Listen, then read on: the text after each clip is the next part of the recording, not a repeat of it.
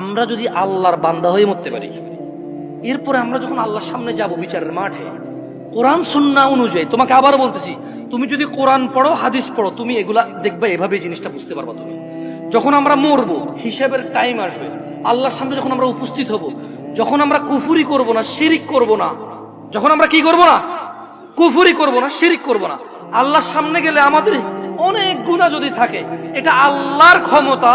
আল্লাহ আমাদেরকে শাস্তি দিবে অথবা ক্ষমা করবে, আল্লাহ আমাদের শাস্তি দিবে অথবা ক্ষমা করবে। এটা কার ইখতিয়ার?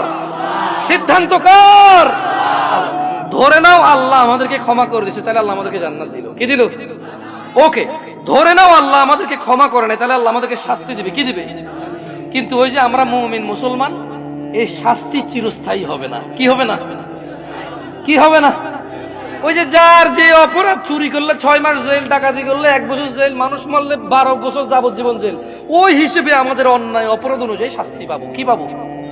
যদিও শাস্তি বড় ভয়ঙ্কর, আল্লাহ আমাদেরকে আশ্রয় দিক। আমিন। আমি তোমাদের বলি, আবার বলি, শোনো, বুঝার জন্য বলি, আমি তোমাদেরকে কি বলতে চাচ্ছি তোমরা কি বুঝতেছো ভাই? আমি বলতেছি না যে অপরাধ করো, আমি মূলত বলতে চাচ্ছি তোমরা মুসলমান হয়ে মরো ভাই। আমি মূলত বলতে চাচ্ছি আমি যাতে মুসলমান হয়ে মরতে পারি, কারণ মুসলমান হয়ে মরলে অন্যায় অপরাধ থাকলেও আল্লাহ যদি ক্ষমা করে দেয়, তিনি গফুরুর রহিম। আর যদি আল্লাহ বিচার করে, তাহলে তিনি কাহ্হার, কঠোর। তিনি যদি শাস্তি দেয়, কেউ শাস্তি ঠেকাতে পারবে না। কিন্তু তিনি কারো উপরে জুলুম করবে না, অপরাধ অনুযায়ী শাস্তি ভোগ করবে। এরপরে আল্লাহকে পবিত্র করে সুন্দর করে জান্নাতে ঢুকাই দেবে। আর শোনো শোনো শোনো শোনো শোনো শোনো শোনো শোনো, তোমার চাইতে ছোট জান্নাত কেউ পায় নাই। তুমি এই পৃথিবী সমান 10টা পৃথিবীর মতো জান্নাত পাবা। সুবহানাল্লাহ। তোমার চাইতে ছোট জান্নাত কেউ পায় নাই, এর থেকে ছোট আর কম কেউ পায় নাই।